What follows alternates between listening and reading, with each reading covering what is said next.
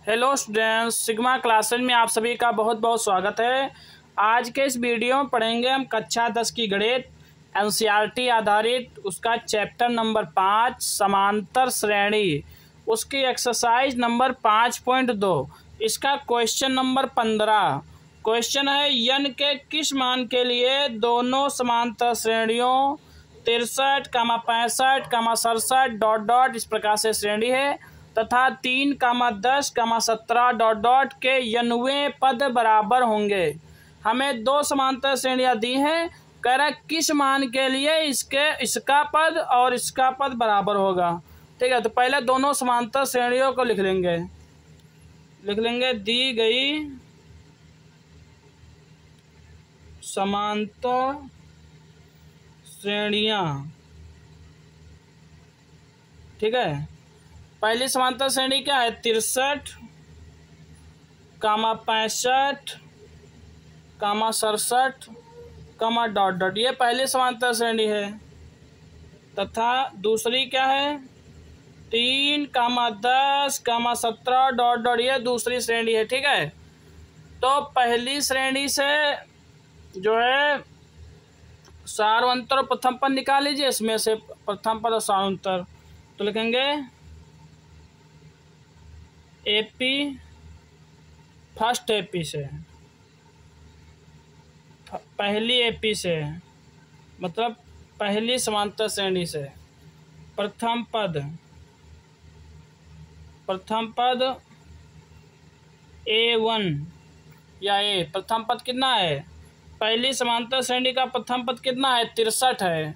और इसका सारवंतर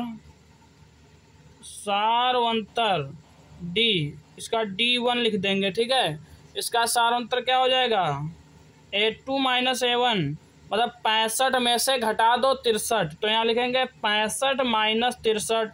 65 से 63 गए, 2 बचे, तो इसका सारवंतर हो गया 2। अब दूसरी श्रेणी से लिखेंगे, सेकेंड एपी से, दूसरी वाली एपी से।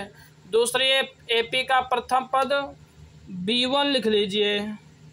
प्रथम पद B1, ठीक है, प्रथम पद B1 बराबर पहला पद इसका कितना है? इसका पहला पद 3 है और सारवंतर, इसका सारवंतर लिख लो D2। ठीक है, क्योंकि इसका D1 मान चुके हम। सारवंतर क्या हो जाएगा? 10 - 10 में से 3 घटा दो, 10 से 3 का कितना बचा? 7, तो इसका सारवंतर क्या हो गया? 7। अब कह रहा है n के किस मान के लिए इनके दोनों पद बराबर होंगे। ठीक है, तो लिखेंगे पहली एपी का n वां पद, पहली एपी का n वां पद बराबर दूसरी एपी का n वां पद, दूसरी एपी का n वां पद। ठीक है, तो पहली एपी का n वां पद का क्या सूत्र होगा? A + n-1 D, इसका भी यही सूत्र होगा, A + n-1 D। लेकिन यहाँ A की जगह हमने क्या माना है? B माना है। इसका प्रथम पद, पहली एपी का प्रथम पद A1 माना है और सारवंतर D1 माना है। और दूसरी एपी का जो प्रथम पद है उसको हमने क्या माना है? B1, और सारवंतर को D2 माना है। तो इस प्रकार से लिखेंगे। सूत्र दोनों का सेम ही रहेगा, A + n-1 D, इसका भी हुई। लेकिन इसमें A की जगह हमने B1 मान लिया तो B1 लिख देंगे, और यहाँ D2, यहाँ D1। अब मान रख दीजिए। A1 का मान कितना है? देखिए, A1 का मान है 63 और D1 का मान है 2। तो यहाँ पर रखेंगे पहले A1 की जगह 63 + n-1, D1 की जगह 2 बराबर B1 का मान है हमारा 3। B1 का मान कितना है? 3 है, और प्लस n-1, D2 का मान है 7। ठीक है, इसको आगे सॉल्व करते हैं। अब देखिए, इस 63 को इधर लिखेंगे और ये जो 3 है ये इधर प्लस के हैं, बराबर के इधर आएंगे तो माइनस के, तो 63 - 3 हो गया ये। ठीक है, और बराबर, चलो n-1 को ऐसे लिखते हैं, चाहे इस 2 का इसके अंदर गुणा करा दो,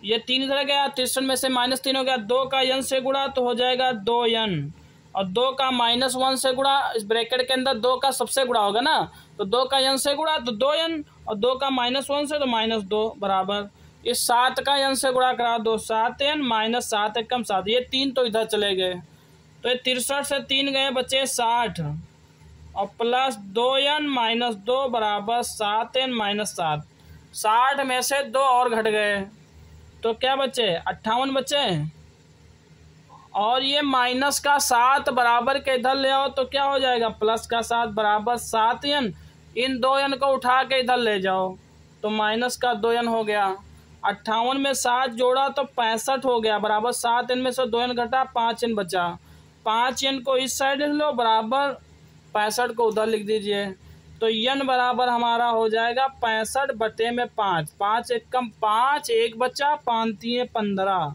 n बराबर 13 आ गया, तो लिखेंगे अतः दोनों समांतर श्रेणियों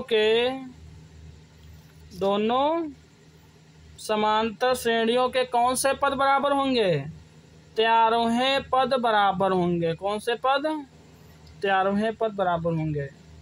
ठीक है, जब पहली एपी का 13वां पद और दूसरी एपी का 13वां पद सेम होगा, एक ही संख्या आएगी, इस प्रकार से क्वेश्चन को सॉल्व कर देंगे। Thanks for watching sigma classic video.